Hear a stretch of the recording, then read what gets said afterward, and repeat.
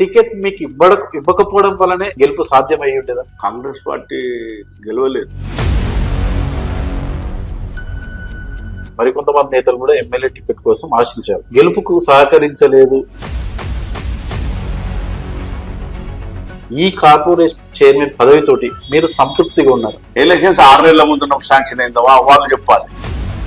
ఇప్పుడు సబితా ఇంద్రారెడ్డి గారు కాంగ్రెస్ పార్టీలోకి రావాలని ప్రయత్నం చేస్తుంటే అడ్డుకుంటున్న వాళ్ళు ప్రధానంగా మీ పేరు కూడా ఒకటి వినిపిస్తుంది. ఆమె వస్తే నేను వెల్కమ్ చెప్తా, లేకుంటే ఆమె వస్తే నేను స్వాగతిస్తానే పద్ధతిగా. సబితా ఇంద్రారెడ్డి గారు కాంగ్రెస్ మీద ఆ ఫండ్స్ ఆపేసి నియోజకవర్గ అభివృద్ధిని అడ్డుకుంటున్నారని పదే పదే ఆరోపిస్తున్నారు. వాళ్ళ ప్రభుత్వం ఉన్నప్పుడు ఏ రోజు శాంక్షన్ అయింది?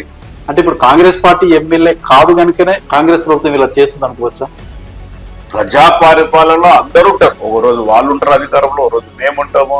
గతంలో ఉన్న ప్రభుత్వం దాదాపుగా 4,539 కోట్లు కేటాయించినట్టు ఆ అభివృద్ధి మీకు కనిపించింది అంటారా? మున్సిపాలిటీస్ చాలా ఉన్నాయి, తెచ్చిన నిధులు తక్కువ ఉన్నాయి. ఏడగన పడితే చెప్పండి.